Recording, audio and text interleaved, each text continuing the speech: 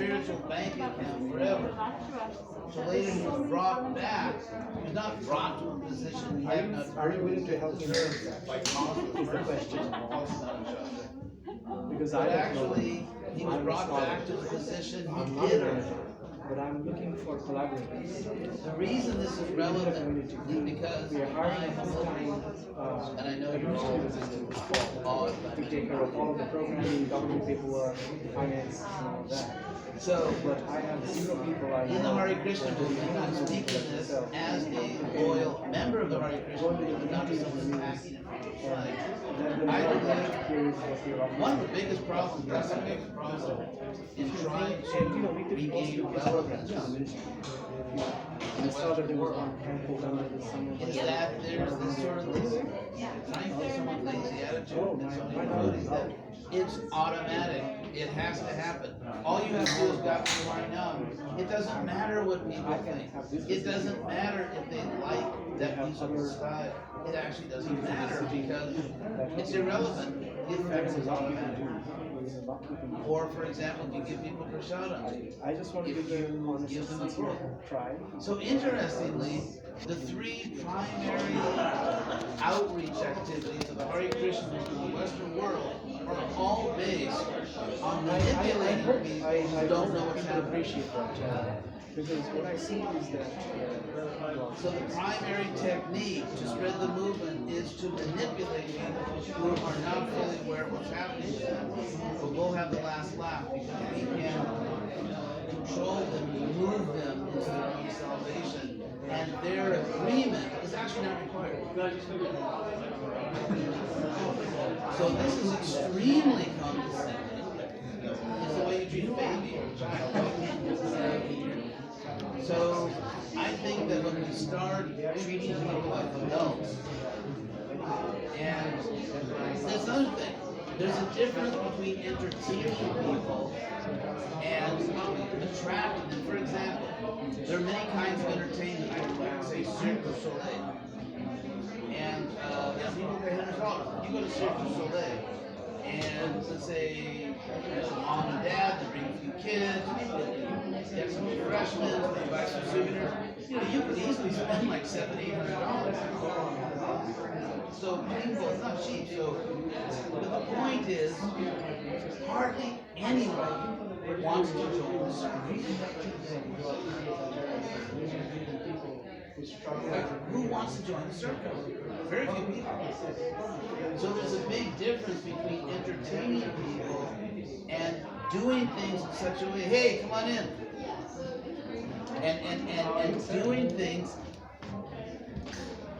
And doing things in such a way that people think, hey, this could be my life.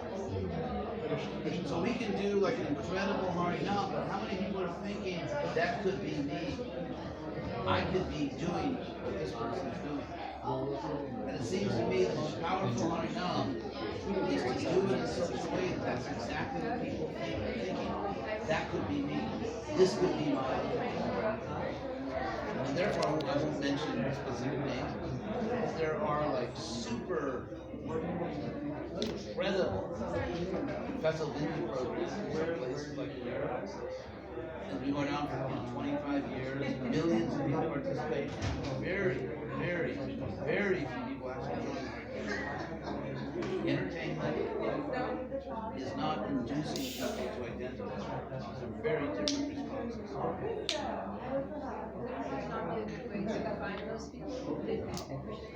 Well, guess what? All the evidence shows that to a great extent we have burned through past life devotee inventory. You know, when, I don't mean there's no one out there, but pretty much we burned through the inventory.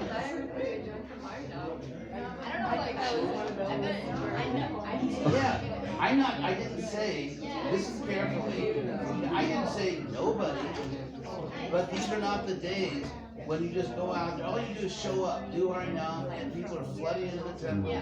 You know, we have thousands of devotees, were spreading all over the Western world. That's golf is pretty good. But yeah, I mean, your good fortune or your Krishna consciousness. This story, this particular story, is anecdotal. It's not systemic. You can't build a system out of scattered anecdotes. That's like, methodology. Yeah. Yeah.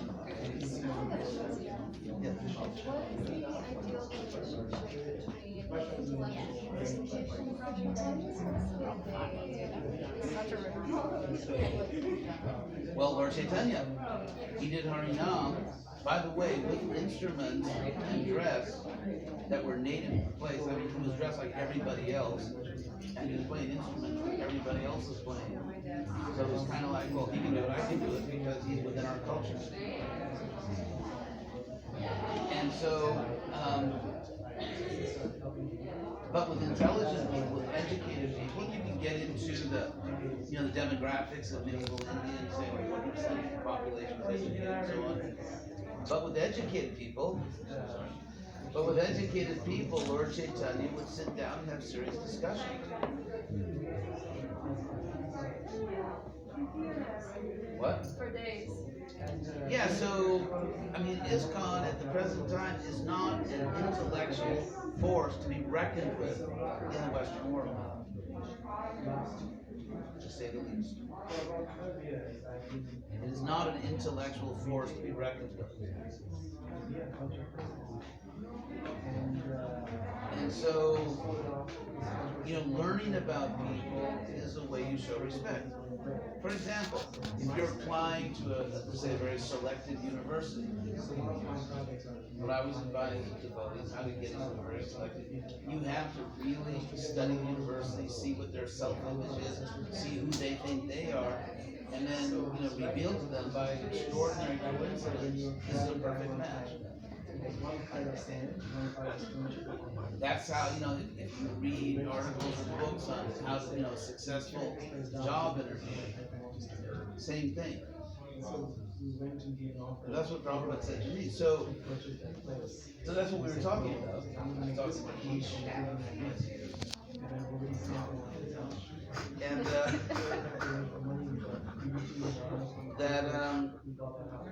that's what Prabhupada told me. Prabhupada, just like Prabhupada, the first time he met his guru, he received an instruction which became the mission of his life.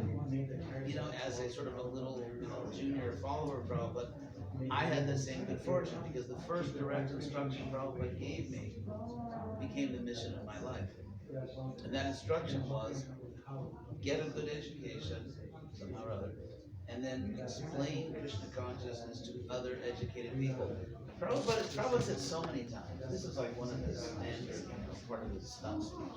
Prabhupada said so many times that this movement will really prosper if we attract the intelligent class. Prabhupada, when he used to get recommendations for his books from professors, I remember when I was Prabhupada's secretary in Mayapur in '76, he actually didn't give me any secretarial duties, just wanted to hang around, so he wanted to talk to me about this. But he used to keep on his desk a copy of those sort of those glowing recommendations to university professors, and every important person that walked through the door, every respectable lady or gentleman that came into Prabhupada from Mayapur picked up that sheet and read from it. So we started this conversation of the importance of how we want to try to do like a debate team, and so we can introduce youth also to Krishna consciousness in a very intellectual way, and actually myself learn for myself and maybe my peers and of how to debate or how to explain the philosophy or how to persuade and how to counter. So we want to develop that, connected with the youth program with the BI and under Maharaj's guidance.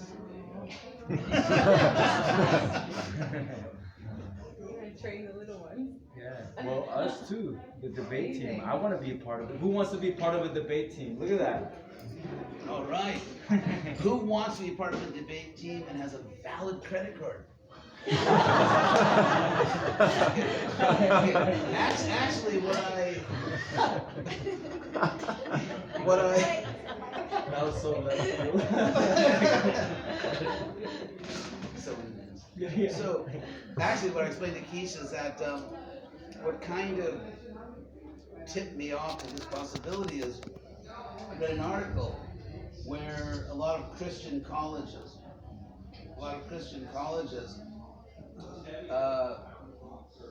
are giving a lot of attention to debate teams. And so you're having these national debate tournaments, national collegiate debate tournaments, where someone from, I don't know, Our Lady of the Hayfield or something, you know, some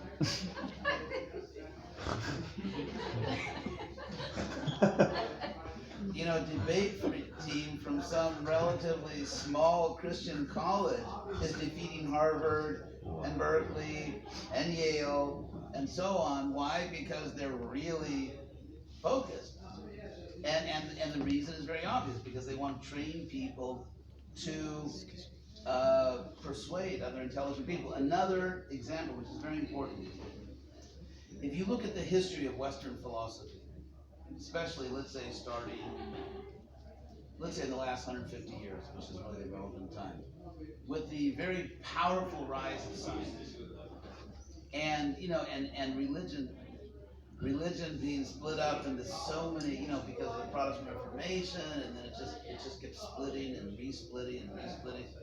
So there were just like dozens and dozens, not hundreds of different iterations, of Christianity, and the New Age stuff came in.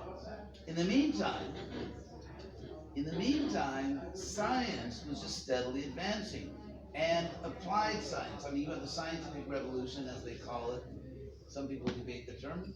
Roughly, the scientific revolution in the 1600s, going into the 1700s, and then people start taking this new science, including astronomy and other things, and applying it. The application of the new science is called the Industrial Revolution. That's what it is. And so suddenly, if you look at how people used to live, the common people, not like in England, there was nobility, titled lords who lived very well according to the standards of the time. And gentry. Gentry means not titled, but, well educated, very respectable, and so on. So there was nobility and gentry, and those two classes together were called good society. Good society. And then below that, you had just sort of the common people who, if you've ever seen My Fair Lady, you have the common people who didn't speak that well. Although the Industrial Revolution, those people start getting educated and so on. So, but to make a long story short, people start transferring their faith to science. Let's say, for example, you're a mother or your father, and your child has a disease or an injury that would have been terminal, would have been fatal for the last 1,000 years. For the last 1,000 years. And now with this new science, your child lives. Or your parents. Or let's say, for example, using the techniques of science, you develop this technique which changes everything, called mass production. So instead of each little village having their craftsmen, suddenly you can mass produce things. That means large numbers of people can have creature comforts. They can have books, because books used to be very expensive, done by hand. Books used to be for rich people in the church, who are the rich people. So people can have libraries. They can have nice clothes because they're mass produced. They can have good food because it's mass produced. You get quote-unquote scientific agriculture. You have transportation. Travel used to be for rich people. Now, anyone can jump on a train and go see the world, go to Europe. So therefore, because science is just flooding people, with all these comforts and medicine and this and that, showing them the world, people start to transfer their faith to science. And religion starts to be seen as not the way, but an obstacle to human progress. Because the church is not only committed, it's like Galileo said, that he said that the church can tell us how to go to heaven. He wasn't an atheist. He said, Galileo said, the church can tell us how to go to heaven, but not how the heavens go. In other words, they're not going to teach us astronomy, but the church claimed the monopoly on knowledge.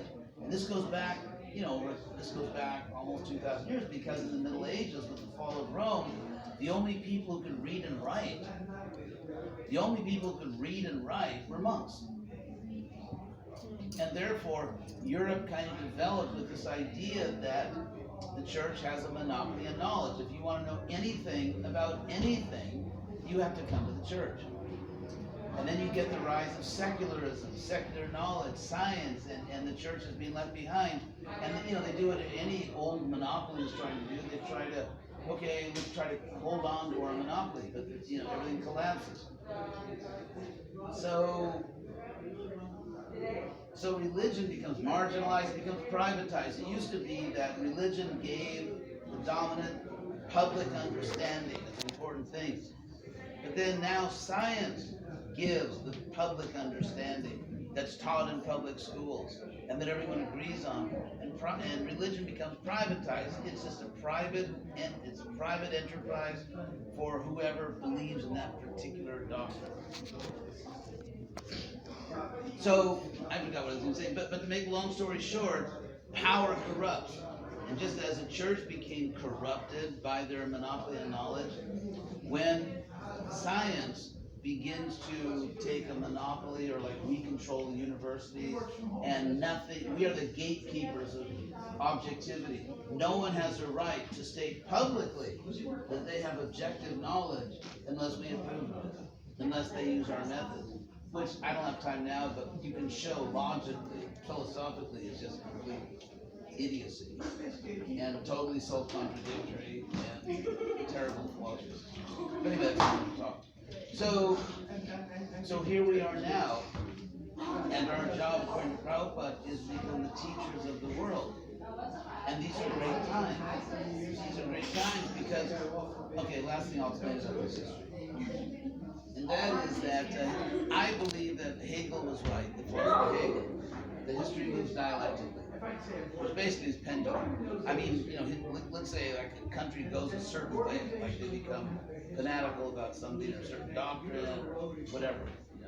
And then it produces its own opposite reactions. It's a pendulum. And then that's the thesis, the antithesis.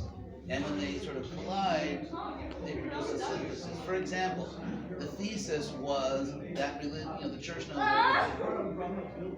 The church knows everything. The antithesis was the church is actually kind of the doofus. The church really is just an impediment to knowledge, and science knows everything. And that was the equal and opposite fanaticism. And now it's moving toward a synthesis because religion has been domesticated. Religion no longer has power to, let's say, control the schools and to, burn people at the stake because they didn't show up in church last Sunday. So religion has lost its power, and therefore, as a pendulum doesn't go very far to one side, it won't go very far to the other side. So what's actually happening now in contemporary intellectual history is that you have these very fanatical materialistic views in universities, like everything has to be empirical science, which again, from the point of view of philosophy, is just stupid. It's like it's horrible, self-contradictory philosophy, but I won't go into that now. So they have these positions, and they're kind of like attached to it. In the meantime, religion is no longer threatening. Maybe some born-again, whatever, flat earthers. But in terms of most people, who believe in God or something, they're not fanatics. And therefore, a lot of scientists, a lot of philosophers are saying there's something wrong with this dialectic. Because on the one side, we have religion, a lot of which is fairly reasonable. You know, a lot of, most educated priests nowadays, accept some form of evolution. So religion is not so fanatical. A lot of the times it's reasonable. They're very enthusiastic about science and about this and that. And so this extreme reaction, which was actually a reaction to a form of religion which stopped existing centuries ago, it's just inappropriate. And so people now more and more, how you doing? Hey, you gotta talk later, Sharon. So now people more and more are saying that this extremist, fanatical, dogmatic, born-again materialism, like where's that coming from? There's no reason for it. Because society is not being threatened by an equal and opposite dogmatism from the religious side.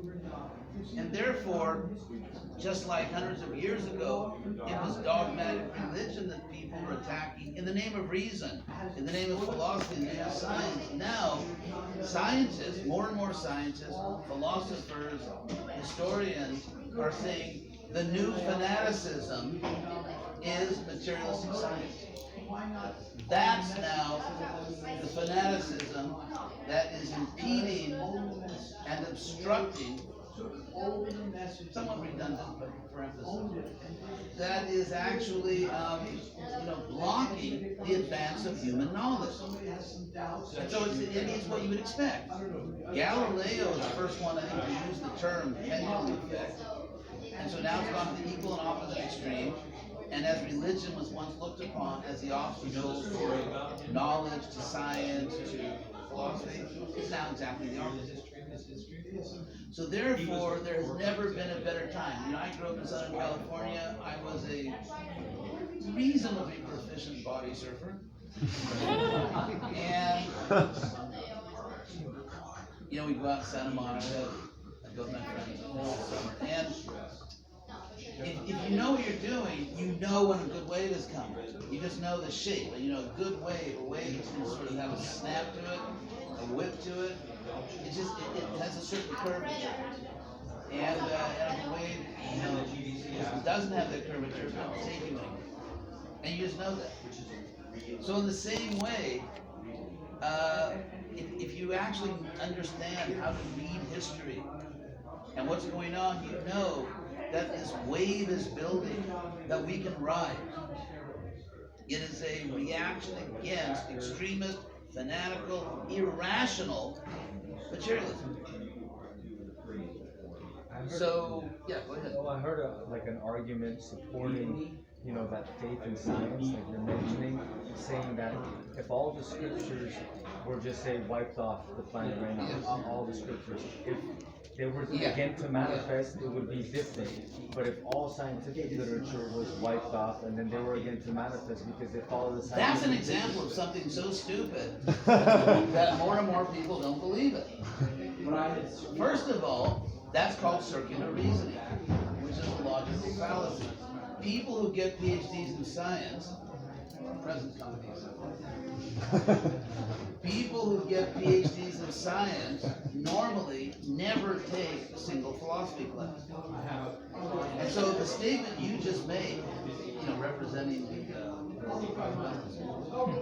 is not science. What you just stated is basically a speculation. It's a metaphysical statement. It's not a physical scientific statement. So, for example, if it's the case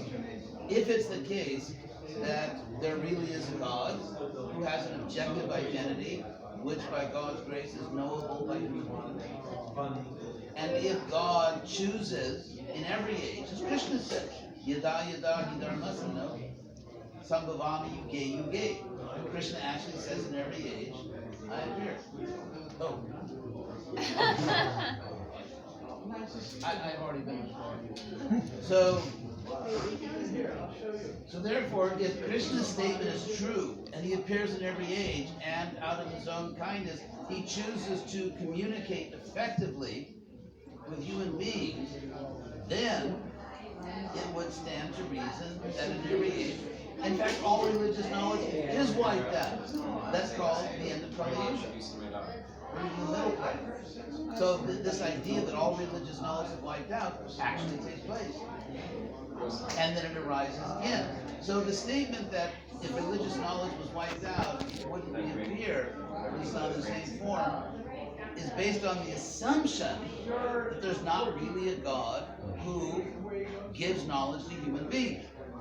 Now, since that person is arguing against religion, circular reasoning means that you have premises and then a conclusion, but the conclusion you're trying to prove is present in the premise. So it goes in a circle. For example, I'll try to explain it. Really? That's right. Number one, if you're trying to prove that there's no God, and therefore there's no religion that gives significant, objective knowledge about the universe. I didn't know that. Significant, objective knowledge about the universe. You're trying to prove it. Now, the argument you give for that is that if all the scriptures were lost, they wouldn't come back. But that's true only if there's no God who communicates. But that's what you're trying to prove. You're trying to prove that there's no God who communicates with human beings objectively. And as an argument for that, you say there's no God who communicates with human beings. And therefore, the argument for the conclusion, the argument is based on the conclusion, and the conclusion is based on the argument, so it just goes in a circle. That's called circular reasoning, because you haven't introduced any new information. And so therefore, people that talk like that, they never take philosophy classes, not enough. And philosophically, they're pretty stupid. They're pretty stupid. But it's the way to get there. In fact, the idea that only claims of knowledge which are empirically verified can be accepted as objective, that's called logical positivism. That's called logical positivism. And it was rejected by agnostic and atheistic philosophers as bad philosophy 60 years ago. So, for example, let's say I'm speaking to a group of scientists, and I start saying, well, as we all know, in microbiology, and as we all know, and I'm saying things that were disproved 60 years ago, they're going to think I am really a goofball. They're going to think, who brought this ignorant fool in here? And so if someone says that only science can give objective knowledge, among philosophers, that person will be seen as just an idiot who has no idea of logic or philosophy. In fact, an example of someone who is in fact seen as an idiot by serious philosophers is that clown named Dawkins.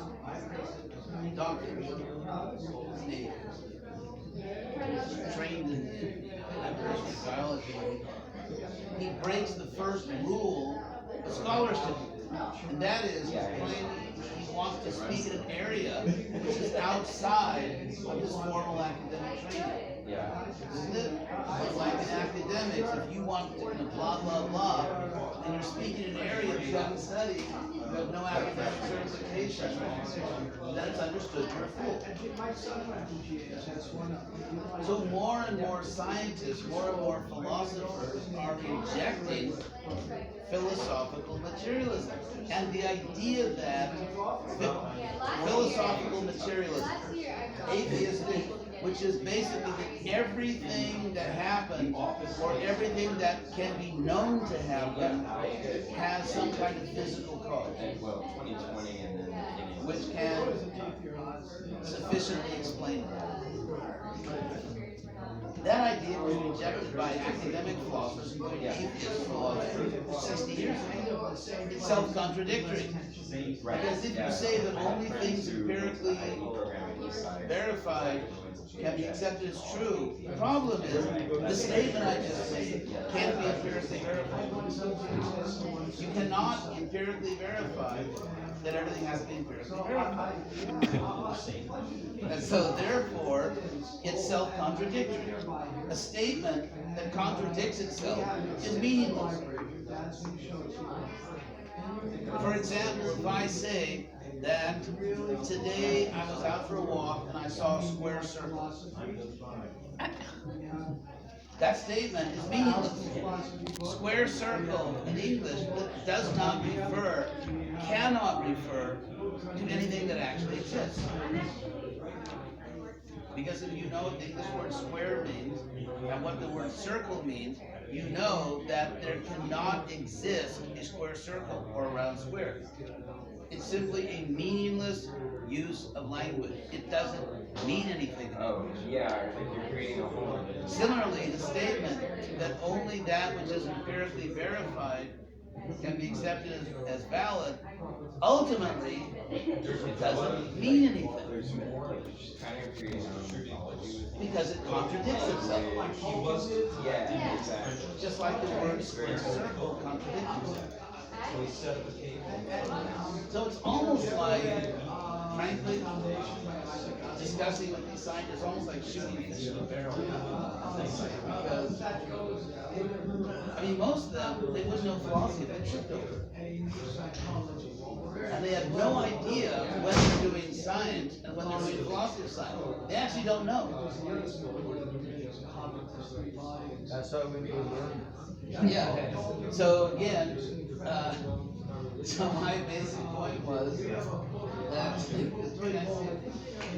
so my basic point was that we need to train in the Hare Krishna movement an army of devotees who can go out and take a leading role in stop this nonsense. Because otherwise, frankly, the non-devotees are not waiting for us. There are a growing number of scientists, philosophers, historians at the best universities, Oxford, Harvard, you name it, who are fighting for Prabhupada's thesis that life, comes from life. That life is, and so, ironically, the non-devotees are doing like 99% of the work. And meanwhile, back at the Hare Krishna Ranch, so, that's why we're trying to establish the out here. We have, very good devotees, really good folk. And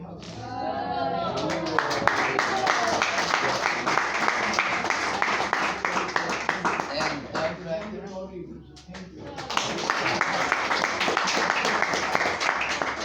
Anyone else here? Come on. What's that? Just kidding. Oh. So anyway, you want to help also? Yeah. Yes. Right, I yeah. went to when I was a genius, like, so like, how can us people who are not on that level still Right. What was your name? Right, yeah. elementary? Yeah. So, I sent your name to them. What? Okay. No, it's nice. I mean, it wasn't basket weaving. No. Unless it's like something. No, but I would say that you're an intelligent young lady. And you don't have to have a degree, but at least, perhaps people with degrees will do the highest level work you actually, you actually get into the octagon. But at another level, which is also extremely, you can, because most of the people you will meet in your life are not prominent scientists or philosophers, but they may be good people, good, intelligent people. And so you can educate yourself and you can do amazing things. Let's say you do a preacher and people come. I mean, it's clear that you're well read. Yeah, no, I appreciate it. Yeah. Thought about these things, you discussed these things. It makes a big difference. Without thinking of a quote. It's not just for specialists, it's not just for people with big academic degrees. It's for anyone who's just not lazy and is inspired to do this and takes the time to educate themselves a bit. For example, I make all these points about history. I've been talking about Western history, we talk about the Renaissance, the scientific revolution, 1600, 1700. I don't have an academic degree in European history, You're a pleasure. But my mother said I was very intelligent.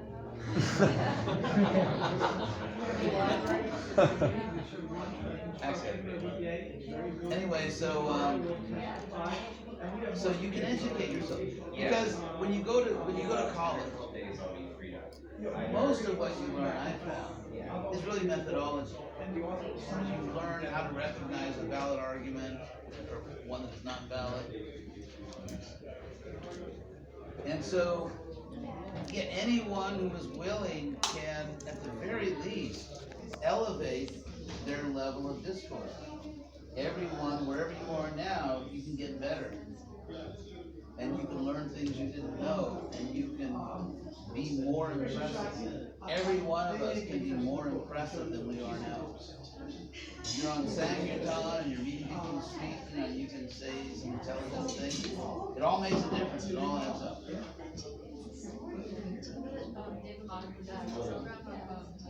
That's funny.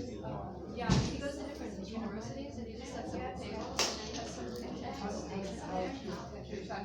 He'll write a statement and then he'll say, prove me wrong. And then he's just sitting there at a table, he's got two mics. Yeah. And then he just invites people to come and debate with him. That's great. I should go there.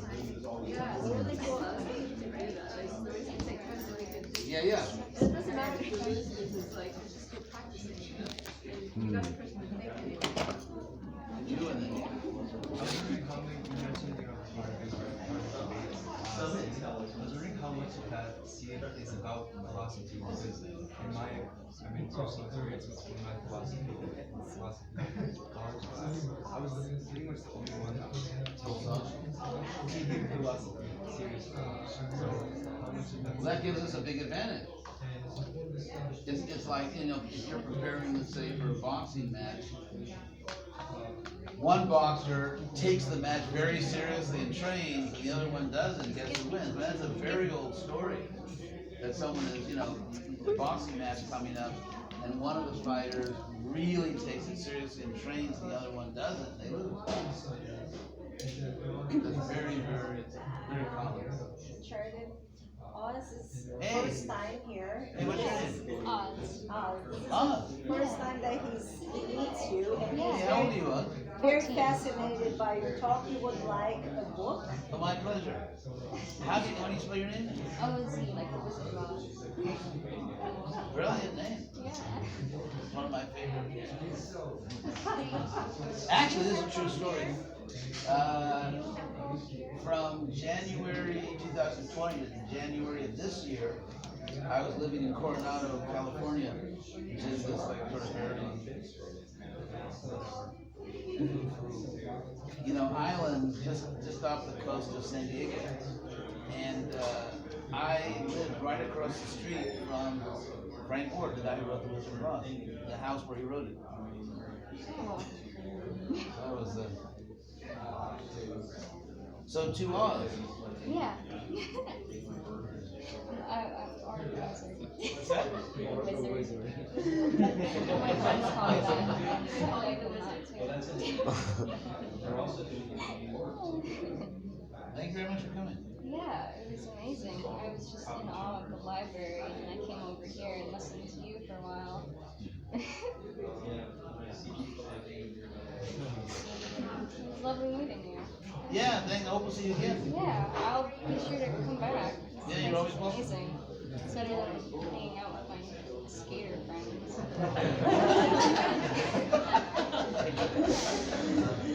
Well, yeah. Thank you. Thank you for coming. Thank you. I guess my question is more so like, how many people are going to be willing to engage in this It's not a question of they have to debate us. I mean, you mentioned debate, which is fine, it's good. But for example, I gave a lecture a couple of years, 2 years ago or something, at one of the best universities in the country, which is University of Southern California. It's an elite school, very hard to get in, et cetera, et cetera. And when I was giving that lecture, the devotees, cautioned me that, we don't mention the word religion and we don't mention the word God. So I decided right on the spot, okay, I'm gonna change my topic. And so I announced the topic tonight is, why is it that in our society, we're not supposed to mention the word religion and God?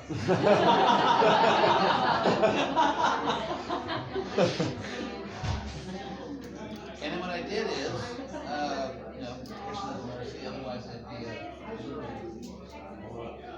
so what I did is I traced the history of the relationship between philosophy and science on the one hand, and religion, going back approximately 2,500 years. And I showed how the present attitude is not objective, it's not based on any serious reasoning, it's actually a product of history. It's based on a non-rational reaction to certain historical events, such as fanatical religion, religious wars that just slaughtered so many people. Actually, there's a very influential book by an author called, I think it's Frank Kuhn, K-U-H-N, and it's called, what is it called, The Nature of Scientific Revolution.